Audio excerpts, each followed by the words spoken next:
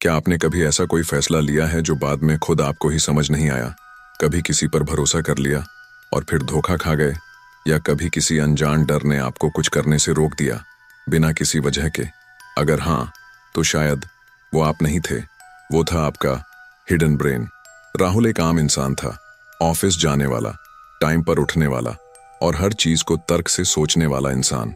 लेकिन एक दिन ऑफिस जाते हुए उसने देखा कि ट्रैफिक के बीच एक महिला बेहोश पड़ी है। चारों तरफ लोग खड़े थे, कोई कुछ कर नहीं रहा था और राहुल भी कुछ नहीं कर पाया।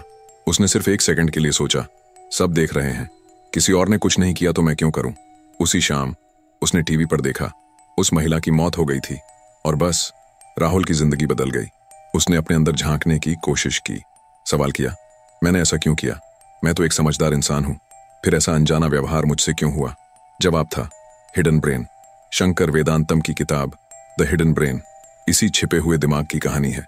वो दिमाग जो आपके हर निर्णय, हर भावना और हर सोच को बैकग्राउंड में कंट्रोल करता है, बिना आपकी इजाजत के। ये किताब आपको दिखाती है कि कैसे हम सोचते हैं कि हम लॉजिकल इंसान हैं, लेकिन असल में हमारे अंदर एक अनदेखा रिमोट कंट्रोल है जो हमारा हर कदम चला रहा है। क्या आप जानते हैं, अमेरिका में हुई एक स्टडी के मुताबिक 80% लोग मानते हैं कि वो बिना किसी भेदभाव के निर्णय लेते हैं, लेकिन उनके निर्णयों में अनकॉन्शियस बायस पाया गया। एक जज जो हर दिन न्याय करता है, उसके फैसले इस बात पर भी निर्भर करते हैं कि उसने खाना खाया था या नहीं। ये सब आपको शॉक कर सकता है, लेकिन ये सच्चाई है। इस ऑडियो बुक को सुनना सिर्फ एक कहानी सुनना नहीं है, ये खुद को समझने की एक यात्रा है। आपको समझ आएगा क्यों कभी कभी आप दूसरों को जज करते हैं बिना उन्हें जाने, क्यों भीड़ में लोग खामोश रहते हैं जब कुछ गलत हो रहा हो, क्यों हम जाति, धर्म या रंग के आधार पर अनजाने में निर्णय ले लेते हैं, और कैसे मार्केटिंग कंपनियां, पॉलिटिशियन और यहां तक कि आतंकवादी आपके हिडन ब्रेन का इस्तेमाल करते हैं। ये किताब आपको एक बेहतर इंसान बनने का मौका देती है, ऐसा इंसान जो खुद को, अपने डर को, अपने निर्णयों को और अपनी सोच को सच में समझ सके। शंकर वेदांतम एक अमेरिकी पत्रकार, साइकोलॉजिस्ट और मशहूर एनपीआर नेशनल पब्लिक रेडियो के होस्ट हैं। उन्होंने वर्षों तक लोगों की सोच और व्यवहार पर रिसर्च की है। उनकी लिखी ये किताब न सिर्फ एक साइकोलॉजिकल गाइड है, बल्कि एक आईना है जो आपके असली मन को दिखाती है। तो अगली बार जब आप किसी अनजान को देखकर डर जाएं या बिना वजह किसी पर भरोसा कर लें, तो याद कीजिए, ये फैसला आपने नहीं लिया आपके हिडन ब्रेन ने। लेकिन अब आप जाग रहे हैं, अब आप सुनेंगे द हिडन ब्रेन, वो दिमाग जो दिखता नहीं लेकिन जिंदगी चलाता है। अगर आप भी अपनी जिंदगी को गहराई से समझना चाहते हैं तो इस ऑडियो बुक को पूरा सुनिए। हमारे चैनल 7 PM ऑडियो बुक को सब्सक्राइब करना ना भूलें, ताकि एक भी हिस्सा आप मिस न करें। हर चैप्टर में छुपा है आपका जवाब, आपकी खुद की कहानी। Chapter 1, the myth of intention. इंसान सोचता है कि वो जो करता है वो जानबूझकर करता है, लेकिन सच्चाई ये है कि हमारी बहुत सी बड़ी गलतियां बिना सोचे अनजाने में होती हैं। सोचिए, अगर कोई मासूम इंसान किसी ऐसे जुर्म का दोषी ठहरा दिया जाए जो उसने किया ही नहीं, सिर्फ इसीलिए क्योंकि किसी ने उसे पहचानने में गलती कर दी। ये कहानी है टोनी गस्टस नाम की एक महिला की, एक आम सी लड़की जिसकी जिंदगी तब पलट गई जब उस पर एक भयानक हादसा गुजरा। उसका रेप हुआ। टोनी ने पूरे विश्वास से पुलिस को बताया कि उसने जिस इंसान को देखा वही दोषी है। पुलिस ने उस लड़के को पकड़ लिया, केस बना, अदालत चली और उस लड़के को सजा हो गई। लेकिन सालों बाद जब DNA टेस्ट हुआ तो जो सच सामने आया वो चौंका देने वाला था। वो लड़का निर्दोष था। अब जरा सोचिए, उस मासूम लड़के का क्या हुआ होगा, उसके परिवार का, उसके सपनों का, उसके जीवन का। और टोनी का क्या? उसे ये गिल्ट जिंदगी भर सताता रहा कि उसने एक बेगुनाह की जिंदगी बर्बाद कर दी। लेकिन क्या उसने ये जानबूझकर किया था? बस यही सवाल उठाता है ये चैप्टर। क्या हम जो करते हैं वो हमेशा हमारी मंशा से होता है? लेखक शंकर वेदांतम बताते हैं कि हमारा दिमाग 2 हिस्सों में काम करता है। एक हिस्सा वो है जो हम कंट्रोल करते हैं और दूसरा जो चुपचाप अंदर ही अंदर फैसले करता है, जिसे वो कहते हैं हिडन ब्रेन। इस चैप्टर में लेखक दिखाते हैं कि इंसान की याददाश्त और पहचानने की ताकत कितनी अस्थिर हो सकती है। हम सोचते हैं कि हम सही देख रहे हैं, सही याद कर रहे हैं, लेकिन कई बार हमारा दिमाग हमें धोखा दे रहा होता है। बिना हमें बताए। इसलिए जब हम कोई फैसला लेते हैं, जैसे किसी को पहचानना, किसी पर भरोसा करना या किसी को जज करना, तो जरूरी नहीं कि वो 100% हमारी मंशा से हो। कई बार हमारा हिडन ब्रेन, हमारी सोच के पीछे बैठा ये अदृश्य खिलाड़ी सब कंट्रोल कर रहा होता है। और यही बात डरावनी भी है और जरूरी भी, क्योंकि अगर हम ये समझ लें कि हम भी कभी गलती कर सकते हैं, तो हम दूसरों को भी समझने लगते हैं, माफ करने लगते हैं। इस पहले चैप्टर की सबसे बड़ी सीख यही है, हमारी नीयत हमेशा हमारे कामों से मेल नहीं खाती। कभी कभी हम सोचते हैं कि हम बिल्कुल सही हैं, लेकिन सच्चाई ये होती है कि हमारा हिडन ब्रेन हमें ऐसे रास्ते पर ले जा रहा होता है जिसका हमें अंदाजा भी नहीं होता। और इसी रहस्य को समझने के लिए आपको सुननी चाहिए द हिडन ब्रेन की ये ऑडियो बुक, क्योंकि जब आप अपने दिमाग को समझने लगते हैं, तब आप अपनी जिंदगी को नए तरीके से जीना शुरू करते हैं। Chapter 2, the ubiquitous shadow, the hidden brain at work and play. London के एक ऑफिस की कैंटीन में एक छोटा सा नोटिस चुपचाप क्रांति ला रहा था। नोटिस में सिर्फ एक जोड़ी आंखों की फोटो थी, बस आंखें, और नीचे लिखा था, कृपया ईमानदारी से पैसे दें। कोई सिक्योरिटी कैमरा नहीं, कोई इंसान नहीं, सिर्फ आंखें। अब जरा सोचिए, इससे पहले लोग कॉफी या चाय लेते थे और पैसे कम देते थे या बिल्कुल नहीं देते थे, लेकिन जब ये आंखें नोटिस पर आईं, लोगों ने ज्यादा पैसे देने शुरू कर दिए। क्यों? यहीं से शुरू होती है हिडन ब्रेन की कहानी। शंकर वेदांतम बताते हैं कि हमारे डिसीजंस, हमारी सोच, यहां तक कि हमारे जेस्चर्स, सभी पर हमारे अनकॉन्शियस माइंड का बहुत बड़ा असर होता है। इसे ही वो हिडन ब्रेन कहते हैं। ये वो हिस्सा है जो हमें बिना बताए काम करता है और हम सोचते हैं कि हम सब कुछ कॉन्शियसली डिसाइड कर रहे हैं। इस चैप्टर में 4 दिलचस्प कहानियां हैं जो दिखाती हैं कि हिडन ब्रेन कैसे हमारी ऑनेस्टी, हमारे इन्वेस्टमेंट डिसीजंस, हमारी फ्लर्ट करने की आदतों और हमारी सोशल इंटरेक्शंस को साइलेंटली कंट्रोल करता है। केस 1, जैसा कि शुरुआत में बताया, सिर्फ एक जोड़ी आंखों की तस्वीर ने लोगों को ज्यादा ईमानदार बना दिया। इसमें कोई सीसीटीवी कैमरा नहीं था, फिर भी लोगों ने ज्यादा पैसे क्यों दिए? क्योंकि हमारा हिडन ब्रेन देखे जाने का इल्यूजन क्रिएट करता है, इवन अगर कोई देख नहीं रहा हो। ये एवोल्यूशनरी इंस्टिंक्ट है। जब हमें लगता है कि कोई देख रहा है, हम बिहेव करना शुरू कर देते हैं। केस 2, अब आइए न्यूयॉर्क स्टॉक एक्सचेंज की बात करते हैं। रिसर्च में पता चला कि जिन दिनों धूप खिली होती है, उन दिनों इन्वेस्टर ज्यादा ऑप्टिमिस्टिक होते हैं और ज्यादा रिस्की इन्वेस्टमेंट्स करते हैं, यानी सनी डेज, बुलिश बिहेवियर। पर सोचिए, धूप का इन्वेस्टिंग डिसीजन से क्या लेना देना? यहाँ हिडन ब्रेन साइलेंटली आपको सिग्नल दे रहा होता है, सब ठीक है, मौसम अच्छा है, लाइफ अच्छी है, तो आप फाइनेंशियल रिस्क भी लेने लगते हैं। केस 3, नीदरलैंड के एक रेस्टोरेंट में वेटर्स ने बस एक छोटी सी टेक्निक अपनाई। वो कस्टमर्स की बॉडी लैंग्वेज को मिमिक करने लगे। उदाहरण के तौर पर, अगर कस्टमर पैर हिला रहा है, तो वेटर भी सटली पैर हिलाने लगता था। और गेस व्हाट? इससे उनकी टिप 140% बढ़ गई। इसे चेमेलियन इफेक्ट कहा जाता है, जहां हम दूसरों की नकल करते हैं और दूसरों को यह महसूस होता है कि वो अपना सा है। केस 4, तान्या चार्ट्रैंड और जॉन बार्ग ने इस पर रिसर्च की और दिखाया कि जब कोई हमारी बॉडी लैंग्वेज कॉपी करता है, हम उसे ज्यादा पसंद करते हैं। हिडन ब्रेन सबकॉन्शियसली इसे नोटिस करता है और ट्रस्ट बढ़ता है, इवन अगर कॉन्शियसली हमें पता न चले। ये 4 कहानियां हमें एक गहरी बात सिखाती हैं कि हमारी लाइफ के हर एस्पेक्ट में हिडन ब्रेन का सटल लेकिन पावरफुल कंट्रोल है। हम सोचते हैं कि हम रैशनल बीइंग्स हैं, लेकिन सच ये है कि हमारी हर सोच के पीछे एक शैडो साइलेंटली काम कर रही होती है। जब हम ईमानदार होते हैं, जब हम फ्लर्ट करते हैं, जब हम पैसा लगाते हैं, हमारे अंदर कुछ और ही क्वाइटली काम कर रहा होता है। तो अगली बार जब आप किसी को देखकर मुस्कुराएं या किसी सनी दिन रिस्की डिसीजन लें, तो सोचिए, क्या ये आप कर रहे हैं या आपका हिडन ब्रेन? शंकर वेदांतम कहते हैं, हिडन ब्रेन कोई विलन नहीं है, वो बस वो हिस्सा है जो सेंचुरी से हमें सरवाइव करवा रहा है। लेकिन अगर हम उसे पहचान लें, तो हम और ज्यादा कॉन्शियसली और इंटेलिजेंटली डिसीजंस ले सकते हैं। Chapter 3, tracking the hidden brain, how mental disorders reveal our unconscious lives. एक शख्स था, नाम रख लेते हैं रवि। बाहर से सब कुछ परफेक्ट दिखता था, अच्छी नौकरी, प्यार करने वाली बीवी, बढ़िया दोस्त।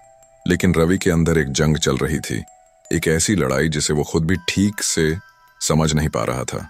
कभी कभी वो बिना वजह गुस्सा हो जाता, कभी उदास हो जाता, बिना किसी ठोस कारण के। वो बार बार एक ही गलती दोहराता, फिर खुद से नाराज होता। एक दिन उसकी बीवी ने कहा, तुम्हें मदद लेनी चाहिए, ये तुम्हारी गलती नहीं है, शायद कुछ ऐसा है जो तुम्हारे अंदर चल रहा है और तुम्हें खुद भी नहीं पता। यहीं से शुरू होती है इस चैप्टर की असली कहानी, हमारे हिडन ब्रेन यानी हमारे अंदर छिपे दिमाग की। इस अध्याय में लेखक बताता है कि हमारा हिडन ब्रेन हमारी जिंदगी में कितनी गहराई से काम करता है और कैसे मेंटल डिसऑर्डर्स उस हिडन ब्रेन को एक्सपोज करते हैं। हम अपने हिडन ब्रेन को तभी महसूस करते हैं जब वो काम करना बंद कर देता है। एक, जब शैडो दिखती है उसकी गैर मौजूदगी से, हम आमतौर पर सोचते हैं कि हम अपने फैसले खुद लेते हैं, लेकिन जब कोई मानसिक बीमारी होती है जैसे डिप्रेशन, ओसीडी या शराब की लत, तो हमें समझ आता है कि हमारे फैसलों पर किसका कंट्रोल था। शराबी सोचता है कि उसकी लत उसके बस में नहीं है, लेकिन जब पैटर्न देखा जाता है तो पता चलता है वो हमेशा सैलरी आने के बाद या किसी बहस के बाद पीता है। उदाहरण, एक शराबी जब अपनी पत्नी से लड़ता है या अपनी पसंदीदा बार के पास से गुजरता है तब पीता है, यानी उसका हिडन ब्रेन उसे ट्रिगर कर रहा है और वो उसे समझ भी नहीं पा रहा। 2. कॉग्निटिव बिहेवियरल थेरेपी CBT इलाज जो हमें अपने हिडन ब्रेन से लड़ना सिखाता है। CBT एक ऐसी थेरेपी है जो मरीज को सिखाती है कि वो अपने अंदर चल रही बेहोश सोच को पहचान सके। जब कोई इंसान समझता है कि उसके अंदर क्या ट्रिगर है, तभी वो उससे लड़ना शुरू करता है।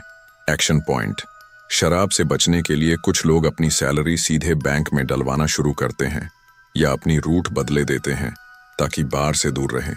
यही है हिडन ब्रेन से जंग की शुरुआत। तीसरा, डिप्रेशन और मूड डिसऑर्डर, जब दिमाग खुद को समझ नहीं पाता।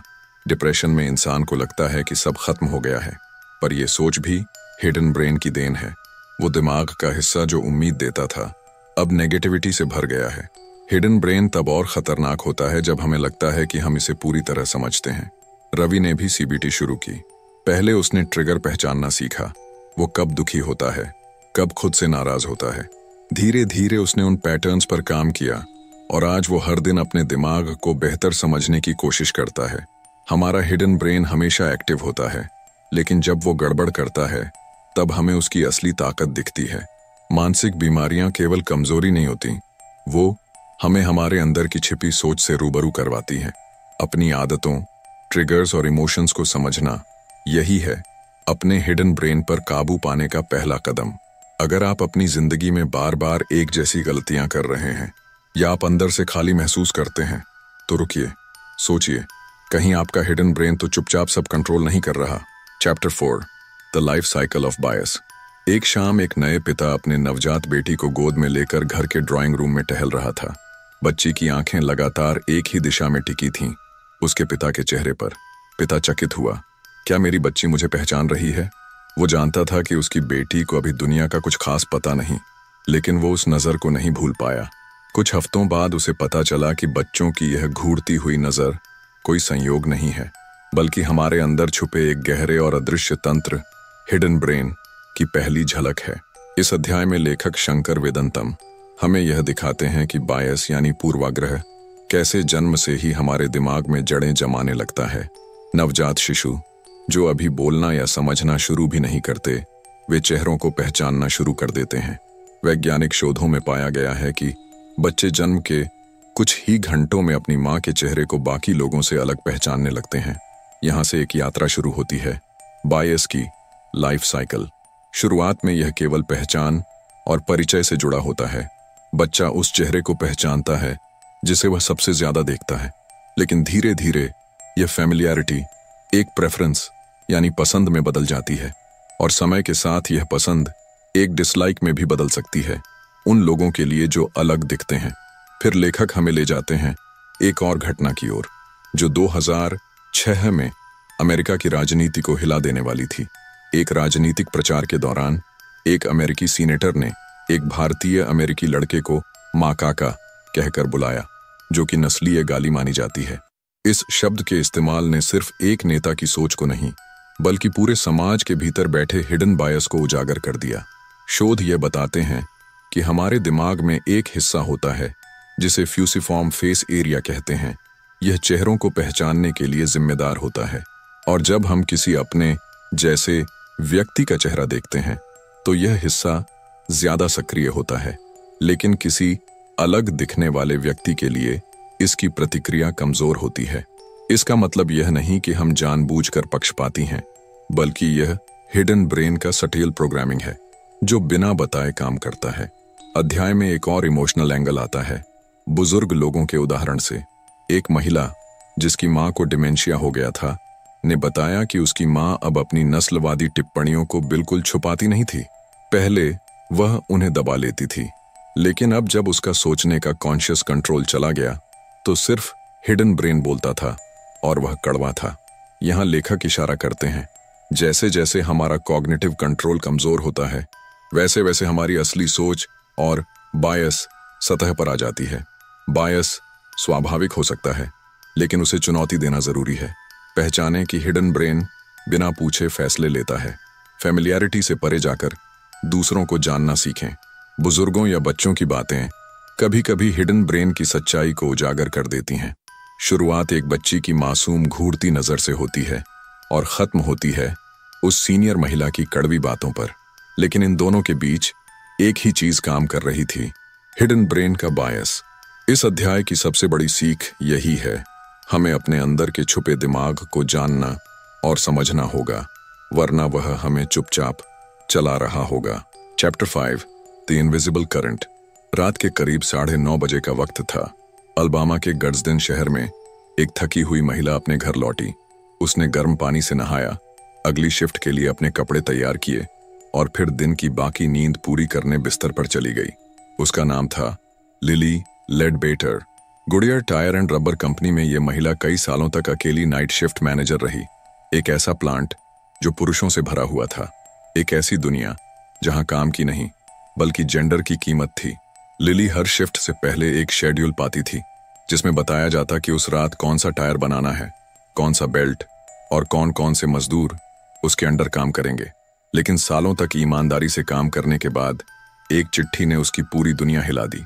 उस चिट्ठी में किसी ने अनजान शब्दों में लिखा था, तुम्हें तुम्हारे मेल कलीग्स से बहुत कम सैलरी दी जा रही है। लिली को यकीन नहीं हुआ, लेकिन जब उसने रिकॉर्ड्स निकाले तो सच सामने था। उसकी सैलरी उन्हीं पदों पर काम कर रहे पुरुषों से हजारों डॉलर कम थी। लेकिन सवाल यह है, क्या ऐसा किसी ने जानबूझकर किया था या फिर यह हिडन ब्रेन का खेल था? शंकर वेदांतम इस केस के जरिए हमें बताते हैं कि कैसे हमारे दिमाग का एक हिस्सा, जिसे वो हिडन ब्रेन कहते हैं, चुपचाप निर्णय लेता है। यह हिस्सा बिना सोचे समझे समाज की बनी बनाई धारणाओं को फॉलो करता है। हम सोचते हैं कि हम न्यायप्रिय हैं, समानता में विश्वास रखते हैं, लेकिन हमारा हिडन ब्रेन हमें बिना बताए जेंडर बायस, रेस बायस और प्रिविलेज की पुरानी लकीरों पर चलने के लिए मजबूर करता है। जब कोर्ट में लिली ने केस किया तो कहा गया उसने सैलरी में फर्क बहुत देर से बताया, इसलिए केस कानूनी रूप से वैध नहीं है। कानून हार गया, हिडन ब्रेन जीत गया। ये चैप्टर हमें याद दिलाता है कि भले ही हम खुद को निष्पक्ष माने, लेकिन हमारे फैसले हमेशा उतने निष्पक्ष नहीं होते। अगर हम सच में बदलाव चाहते हैं तो हमें सिर्फ कानून नहीं, अपने हिडन ब्रेन को भी समझना और चुनौती देना होगा, क्योंकि सबसे बड़ा पक्षपात वही होता है जो नजर ही ना आए। Chapter 6, the sirens call, disasters and the lure of conformity. इस अध्याय में लेखक यह दिखाने की कोशिश करता है कि आपदा या संकट की स्थिति में इंसान किस तरह से कन्फॉर्मिटी यानी समूह की सोच के बहाव में बह जाते हैं, और यह फैसला अक्सर उनके छुपे हुए अवचेतन मन द्वारा लिया जाता है। लेखक बताता है कि जब कोई आपदा आती है, जैसे आतंकवादी हमला, इमारत में आग या कोई और बड़ा संकट, तब लोग अक्सर तर्क से नहीं बल्कि समूह की नकल करके व्यवहार करते हैं। वो उस स्थिति में खुद सोचने की बजाय यह देखने लगते हैं कि बाकी लोग क्या कर रहे हैं और फिर वही करते हैं। यह हिडन ब्रेन का ही असर है जो हमारी सुरक्षा सुनिश्चित करने के बहाने हमें बिना सोचे दूसरों की राह पर डाल देता है। 9 नवंबर 11 वर्ल्ड ट्रेड सेंटर हमला। लेखक बताता है कि 9 नवंबर हमले के दौरान बहुत से लोग जब टॉवर से बाहर निकल सकते थे, तब भी वे अपने डेस्क पर रुक गए, क्योंकि बाकी सभी लोग भी शांत बैठे थे। किसी ने भागो नहीं कहा तो सब यही मान बैठे कि शायद अभी कुछ करना जरूरी नहीं है। इसका कारण था कन्फॉर्मिटी बायस, यानी अवचेतन रूप से भीड़ का अनुसरण करना। कन्फॉर्मिटी का विज्ञान, हमारा दिमाग संकट की स्थिति में फाइट या फ्लाइट मोड में जाता है, लेकिन अगर चारों ओर के लोग शांत हों तो हम ये मान लेते हैं कि शायद कोई असली खतरा नहीं है।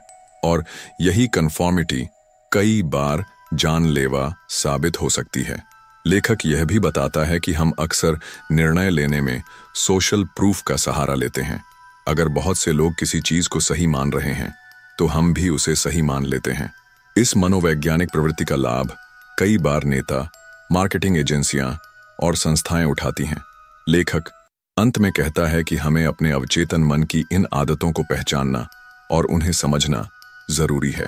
क्रिटिकल थिंकिंग और सिचुएशनल अवेयरनेस जैसे गुणों को विकसित करके हम संकट की घड़ी में सही निर्णय ले सकते हैं, भले ही बाकी सब कुछ और कहें। जब आपदा आती है तो सोचने से पहले भागिए नहीं, बल्कि यह पहचानिए कि आप खुद सोच रहे हैं या भीड़ के बहाव में बह रहे हैं।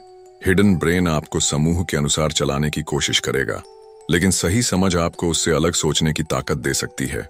Chapter 7, the tunnel, terrorism, extremism and the hidden brain. यह कहानी शुरू होती है एक ऐसे इंसान से जिसे हम आतंकवादी कहते हैं, लेकिन उसने खुद को कभी आतंकवादी नहीं माना। नाम था लॉरेंस जॉन लेटन। वो कोई अफगानिस्तान या सीरिया का लड़ाका नहीं था, वो अमेरिका के मैरीलैंड का रहने वाला था।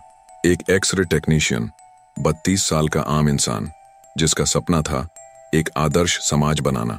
लेकिन यह सपना धीरे धीरे एक ऐसा अंधा जुनून बन गया जिसने उसे मौत का सौदागर बना दिया। 1978 में गयाना नाम की जगह पर एक स्वर्ग जैसा कम्यून बना था, जॉन्सटाउन। इसे बनाया था जिम जोन्स नाम के एक धार्मिक नेता ने। लोग वहां पहुंचे थे शांति और समानता की तलाश में, लेकिन जो हुआ वो मानव इतिहास के सबसे डरावने सामूहिक आत्महत्याओं में गिना गया। लॉरेंस लेटन इसी जॉन्सटाउन मिशन का हिस्सा था। उसे एक खास मिशन दिया गया, एक यात्री विमान में बंदूक लेकर चढ़ना, फ्लाइट के दौरान पायलट को मारना और पूरे प्लेन को एक मिसाइल बनाकर क्रैश करवा देना। उसका मानना था कि ये एक बलिदान है ताकि उसके दोस्त, उसका परिवार और उसका सपना जिंदा रह सके। क्या ये सिर्फ उसका पागलपन था या कुछ और? यहाँ आता है हिडन ब्रेन, हमारा अनजाना दिमाग जो कई बार हमारी सोच से पहले फैसला कर लेता है। लेटन की सोच एक आदर्श समाज की तरफ थी, लेकिन उसका अचेतन मन, उसका हिडन ब्रेन धीरे धीरे एक विचारधारा से इतना जुड़ गया कि सही और गलत की सीमाएं धुंधली हो गईं। उसके लिए हिंसा जरूरी हो गई थी। उसे लगता था कि ये उसका धर्म है। ये वही प्रक्रिया है जिससे दूसरे आतंकी संगठन भी अपने सदस्यों को ब्रेन वॉश करते हैं। धर्म, पहचान और हम बनाम वो जैसी भावनाएं धीरे धीरे इंसान को एक टनल में ले जाती हैं, एक ऐसा सुरंग जहां सिर्फ एक ही रास्ता दिखता है, चरमपंथ। लेटन की तरह 9 नवंबर के हमलावर भी एक टनल विजन में जी रहे थे। उनके सामने बस एक ही रास्ता था, अपने समूह के लिए बलिदान। सवाल यह है कि ऐसा टनल विजन बनता कैसे है? समूह की शक्ति। जब कोई व्यक्ति एक ऐसे ग्रुप में शामिल होता है जहां एक ही विचार को बार बार दोहराया जाता है, तो धीरे धीरे वो सोच उसकी खुद की सोच बन जाती है। हर चरमपंथी संगठन अपने लोगों को ऐसी कहानियां सुनाता है जो उन्हें खुद को शहीद या हीरो समझने पर मजबूर कर देती हैं। हमें खतरा है सिंड्रोम। जब बार बार बताया जाए कि हमारा धर्म, हमारी संस्कृति खतरे में है, तो इंसान खुद को रक्षक समझने लगता है। आतंकवाद सिर्फ गोलियों और बमों से पैदा नहीं होता, वो विचारों की सुरंगों से शुरू होता है। जब सोचने की आजादी छीन ली जाती है, जब भावनाओं को हथियार बना लिया जाता है, तब एक आम इंसान भी खतरनाक बन सकता है। और सबसे जरूरी बात, ये सब हमारे हिडन ब्रेन से शुरू होता है, वही अनजान हिस्सा जो बिना बताए हमारी दिशा तय करता है। क्या आपने कभी सोचा है कि आपके अंदर भी कोई हिडन ब्रेन है जो आपको भीड़ के साथ बहा ले जाता है? अगली बार जब आप किसी समूह की सोच में खो जाएं, तो एक बार रुक कर पूछिए, क्या मैं खुद सोच रहा हूं या मेरे अंदर का हिडन ब्रेन बोल रहा है? Chapter 7, the tunnel, terrorism, extremism and the hidden brain. यह कहानी शुरू होती है एक ऐसे इंसान से जिसे हम आतंकवादी कहते हैं, लेकिन उसने खुद को कभी आतंकवादी नहीं माना। नाम था लॉरेंस जॉन लेटन। वो कोई अफगानिस्तान या सीरिया का लड़ाका नहीं था, वो अमेरिका के मैरीलैंड का रहने वाला था। एक एक्सरे टेक्नीशियन, 32 साल का आम इंसान जिसका सपना था एक आदर्श समाज बनाना, लेकिन ये सपना धीरे धीरे एक ऐसा अंधा जुनून बन गया जिसने उसे मौत का सौदागर बना दिया। 1978 में गयाना नाम की जगह पर एक स्वर्ग जैसा कम्यून बना था, जॉन्सटाउन। इसे बनाया था जिम जोन्स नाम के एक धार्मिक नेता ने। लोग वहां पहुंचे थे शांति और समानता की तलाश में, लेकिन जो हुआ वो मानव इतिहास के सबसे डरावने सामूहिक आत्महत्याओं में गिना गया। लॉरेंस लेटन इसी जॉन्सटाउन मिशन का हिस्सा था। उसे एक खास मिशन दिया गया, एक यात्री विमान में बंदूक लेकर चढ़ना, फ्लाइट के दौरान पायलट को मारना और पूरे प्लेन को एक मिसाइल बनाकर क्रैश करवा देना। उसका मानना था कि ये एक बलिदान है ताकि उसके दोस्त, उसका परिवार और उसका सपना जिंदा रह सके। क्या ये सिर्फ उसका पागलपन था या कुछ और? यहाँ आता है हिडन ब्रेन, हमारा अनजाना दिमाग जो कई बार हमारी सोच से पहले फैसला कर लेता है। लेटन की सोच एक आदर्श समाज की तरफ थी, लेकिन उसका अचेतन मन, उसका हिडन ब्रेन धीरे धीरे एक विचारधारा से इतना जुड़ गया कि सही और गलत की सीमाएं धुंधली हो गईं। उसके लिए हिंसा जरूरी हो गई थी। उसे लगता था कि ये उसका धर्म है। ये वही प्रक्रिया है जिससे दूसरे आतंकी संगठन भी अपने सदस्यों को ब्रेन वॉश करते हैं। धर्म, पहचान और हम बनाम वो जैसी भावनाएं धीरे धीरे इंसान को एक टनल में ले जाती हैं, एक ऐसा सुरंग जहां सिर्फ एक ही रास्ता दिखता है, चरमपंथ। लेटन की तरह 9 नवंबर के हमलावर भी एक टनल विजन में जी रहे थे। उनके सामने बस एक ही रास्ता था, अपने समूह के लिए बलिदान। सवाल यह है कि ऐसा टनल विजन बनता कैसे है? समूह की शक्ति। जब कोई व्यक्ति एक ऐसे ग्रुप में शामिल होता है जहां एक ही विचार को बार बार दोहराया जाता है, तो धीरे धीरे वो सोच उसकी खुद की सोच बन जाती है। हर चरमपंथी संगठन अपने लोगों को ऐसी कहानियां सुनाता है जो उन्हें खुद को शहीद या हीरो समझने पर मजबूर कर देती हैं। हमें खतरा है सिंड्रोम। जब बार बार बताया जाए कि हमारा धर्म, हमारी संस्कृति खतरे में है, तो इंसान खुद को रक्षक समझने लगता है। आतंकवाद सिर्फ गोलियों और बमों से पैदा नहीं होता, वो विचारों की सुरंगों से शुरू होता है। जब सोचने की आजादी छीन ली जाती है, जब भावनाओं को हथियार बना लिया जाता है, तब एक आम इंसान भी खतरनाक बन सकता है। और सबसे जरूरी बात, ये सब हमारे हिडन ब्रेन से शुरू होता है, वही अनजान हिस्सा जो बिना बताए हमारी दिशा तय करता है। क्या आपने कभी सोचा है कि आपके अंदर भी कोई हिडन ब्रेन है जो आपको भीड़ के साथ बहा ले जाता है? अगली बार जब आप किसी समूह की सोच में खो जाएं, तो एक बार रुक कर पूछिए, क्या मैं खुद सोच रहा हूं या मेरे अंदर का हिडन ब्रेन बोल रहा है? Chapter 8, shades of justice, unconscious bias और डेथ पेनल्टी। एक ही शहर, एक ही साल और लगभग एक जैसे जुर्म, लेकिन दो अलग अलग इंसाफ। फिलाडेल्फिया में 2 हत्याएं होती हैं। दोनों मामलों में आरोपी पकड़े जाते हैं। एक को लाइफ इम्प्रिजनमेंट यानी उम्र कैद की सजा मिलती है और दूसरे को डेथ पेनल्टी, फांसी। अब आप सोचिए, इन दोनों में ऐसा क्या फर्क था? जुर्म एक जैसा था, सबूतों की ताकत लगभग बराबर थी, तो फैसला अलग क्यों? लेखक शंकर वेदंतम इस चैप्टर में कहते हैं, फर्क जुर्म में नहीं था, फर्क था इंसान के चेहरे की बनावट और उसकी स्किन के रंग में।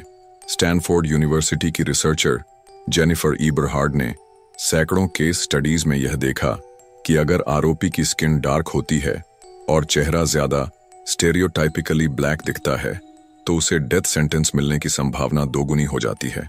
हैरानी की बात यह है कि यह फैसला सिर्फ उस केस में होता है जब पीड़ित गोरे होते हैं। जब आरोपी और पीड़ित दोनों ब्लैक हों, तो ऐसी सजा कम होती है। यानी हमारे हिडन ब्रेन में एक अनजाना बॉयस काम करता है, ब्लैक ऑन व्हाइट क्राइम को ज्यादा खतरनाक मानने वाला बायस। पोर्टर वर्सेस हॉथॉर्न, एक केस स्टडी। एक केस था अर्नेस्ट पोर्टर का, दूसरा आर्थर हॉथॉर्न का। पोर्टर के खिलाफ कोई पक्का गवाह नहीं था, कोई फिंगरप्रिंट नहीं, सिर्फ एक बूढ़ी महिला का अधूरा बयान। वहीं हॉथॉर्न के खिलाफ आधा दर्जन गवाह थे, घटना के प्रत्यक्षदर्शी और खुद उसका कन्फेशन। फिर भी पोर्टर को फांसी और हॉथॉर्न को उम्र कैद। क्यों?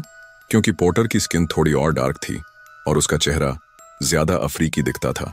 न्याय व्यवस्था में हिडन ब्रेन का असर।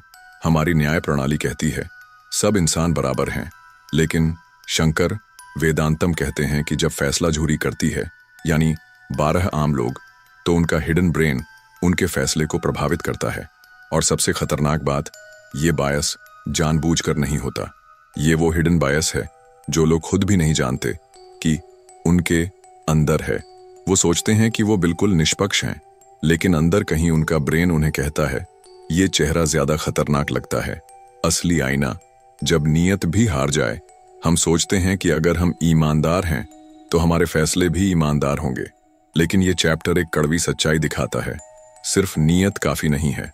आपकी नजरें आपको धोखा दे सकती हैं, आपकी भावनाएं आपको गलत इंसाफ की तरफ मोड़ सकती हैं, और सबसे ज्यादा आपका हिडन ब्रेन आपको महसूस भी नहीं होने देगा कि आपने गलत फैसला लिया। तो अगली बार जब आप न्यूज में किसी अपराधी की तस्वीर देखें या किसी केस का फैसला सुने, तो खुद से एक सवाल पूछिए, क्या मैं जो सोच रहा हूं वो सच है, या मेरा हिडन ब्रेन फिर से मेरे दिमाग को चला रहा है। Chapter 9, disarming the bomb, politics, race and the hidden brain. 1994 की बात है। वॉशिंगटन यूनिवर्सिटी के एक साइकोलॉजिस्ट एंथनी ग्रीनवाल्ड एक एक्सपेरिमेंट पर काम कर रहे थे। उन्होंने लोगों को एक सिंपल वर्ड एसोसिएशन टेस्ट दिया, जैसे गुलाब और प्यार, तिलचट्टा और घिन। रिजल्ट चौंकाने वाले थे। जब लोग अमेरिका शब्द सुनते थे तो उनका दिमाग सबसे पहले गोरे चेहरों से जुड़ी छवियों को जोड़ता था। ब्लैक या ब्राउन चेहरों को देखकर दिमाग उतनी जल्दी अमेरिका से नहीं जुड़ता था। यह हिडन ब्रेन का सबसे खतरनाक रूप था। रेस के साथ जुड़ा अनजाना पक्षपात। 2008 में बाराक ओबामा अमेरिका के पहले ब्लैक प्रेसिडेंट बने, लेकिन रिसर्च बताता है लोग उन्हें अमेरिकी मानने से झिझकते थे। एक टेस्ट में लोगों को पूछा गया, who is more American, Obama या हिलरी क्लिंटन? जवाब में ज्यादातर ने कहा हिलरी, क्योंकि उनका चेहरा, उनकी स्किन ज्यादा अमेरिकन लगती है। यहां हिडन ब्रेन फिर एक्टिव था। जो दिखता है वो सही लगता है। हिडन ब्रेन कैसे वोट करवाता है? जब हम किसी नेता को टीवी पर देखते हैं, हमारा हिडन ब्रेन उसकी आवाज, रंग, चेहरे के हाव भाव से ही तय कर लेता है कि वो हमें सही लगता है या नहीं। यह सोचने का काम कॉन्शियस ब्रेन करता ही नहीं, वो सिर्फ हिडन ब्रेन के बनाए फैसले को तर्क दे देता है। McKinney incident. एक कांग्रेस वुमन, एक कॉप और एक बायस। एक बार congresswoman Cyndi McKinney capitol building में बिना आईडी दिखाए दाखिल होती हैं। एक गार्ड उन्हें रोकता है। मैकिनी नाराज होती है, क्या आप मुझे नहीं पहचानते? मैं कांग्रेस की मेंबर हूं। गार्ड कहता है, सॉरी, मैंने आपको नहीं पहचाना। लेकिन सवाल यह है, क्या अगर मैकिनी एक गोरे पुरुष होते तो गार्ड उन्हें वैसे ही रोकता? लेखक वेदांतम कहते हैं, शायद नहीं। हिडन ब्रेन गोरे पुरुषों को कांग्रेसमैन की छवि से जोड़ चुका होता है, वहीं ब्लैक महिलाओं को वो उतनी जल्दी पहचानता नहीं। अनकॉन्शियस बायस को पहचानो, वरना वही तुम्हें चलाएगा। लेखक बताते हैं, अमेरिका में वोटर, कोर्ट, पुलिस, जूरी, सभी जगह हिडन बायस काम करता है, और ये बायस इंटेंशनल नहीं है, लेकिन प्रभावशाली है। इसीलिए ओबामा को अपनी स्किन टोन, अपने काल्म बिहेवियर, अपनी बेटियों के प्रति प्यार को दिखा दिखाकर हिडन बायस को शांत करना पड़ा, ताकि वो एंग्री ब्लैक मैन के स्टीरियोटाइप में फिट ना बैठें। सबसे बड़ी बात, ये बम दिखता नहीं, लेकिन फटता जरूर है। इस चैप्टर का नाम डिसआर्मिंग द बॉम्ब यूं ही नहीं रखा गया है। रेस और पॉलिटिक्स के बीच छुपा ये बायस एक टाइम बम है, जो हर बार वोटिंग, कानून, पुलिस कार्रवाई या झूरी फैसले में फूटता है। अगर इसे पहचाना नहीं गया तो इंसाफ के नाम पर हम सिर्फ चेहरों की पहचान कर रहे होंगे, सच्चाई की नहीं। क्या आप अपना हिडन ब्रेन पहचान पाएंगे? अगली बार जब आप किसी नेता को वोट दें, या किसी केस का फैसला सुने, या न्यूज में किसी को देखकर सोचें, ये तो ऐसा ही होगा, एक बार रुककर खुद से पूछिए, क्या ये मेरी अपनी सोच है या फिर मेरे हिडन ब्रेन की default setting? Chapter 10, the telescope effect. यह कहानी है एडवर्ड शिनिक की। वो न्यू जर्सी के एक ईमानदार पुलिस अफसर थे, इंटरनल अफेयर्स डिपार्टमेंट के हेड, 2 बच्चों के पिता, एक अच्छा इंसान और पूरे इलाके में सम्मानित। लेकिन इस कहानी का हीरो, जो बाहर से जितना मजबूत दिखता था, अंदर से उतना ही उलझा हुआ था। एक दिन शिनिक का एक कुत्ता खो गया, और जो हुआ उसने दिखाया कि हमारा दिमाग कैसे काम करता है, कैसे हिडन ब्रेन हमारी संवेदनाओं को किसी छोटे जीव के लिए जगा देता है। लेकिन लाखों लोगों की मौत पर भी हम उतना नहीं हिलते। शिनिक का कुत्ता उसके लिए सिर्फ एक जानवर नहीं था, बल्कि परिवार का हिस्सा था। जब वो खो गया तो एडवर्ड ने न सिर्फ अपना काम छोड़कर उसकी तलाश की, बल्कि वो हर वो कोशिश करने लगा जो कोई अपने खोए हुए बच्चे के लिए करता।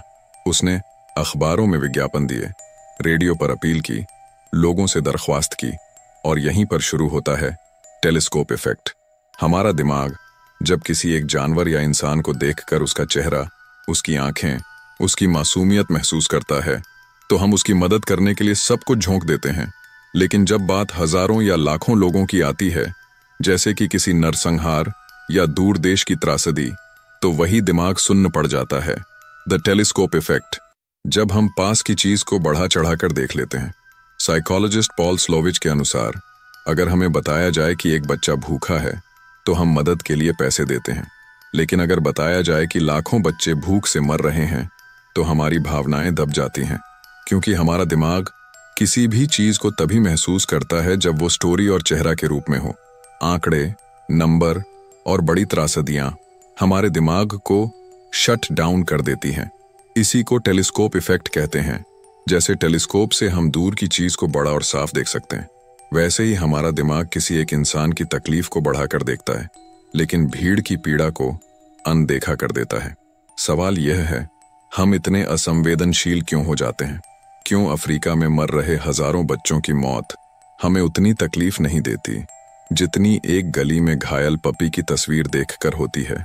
क्यों हम सोशल मीडिया पर खोए हुए डॉग की पोस्ट को शेयर करते हैं, लेकिन म्यांमार, सूडान या किसी युद्धग्रस्त देश में मरते लोगों की खबरें स्क्रॉल कर देते हैं?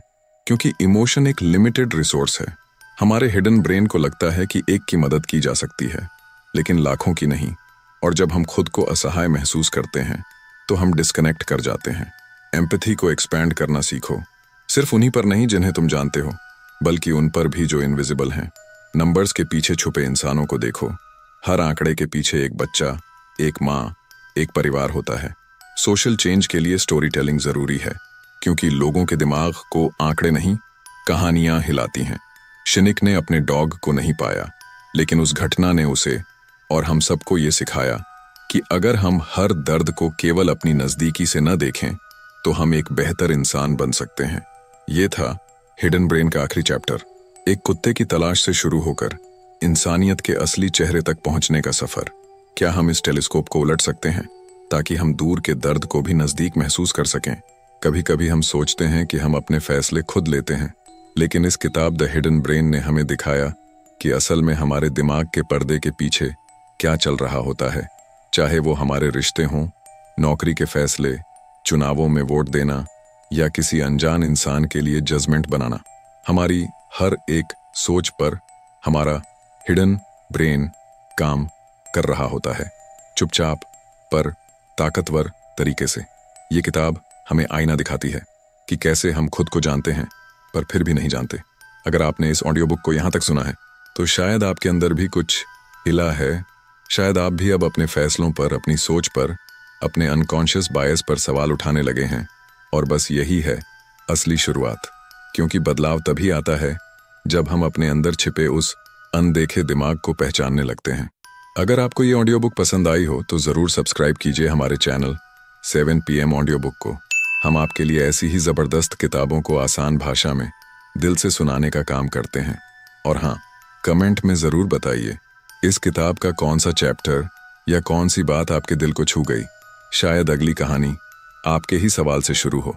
मिलते हैं अगली ऑडियो बुक में एक नई सोच, एक नई कहानी के साथ।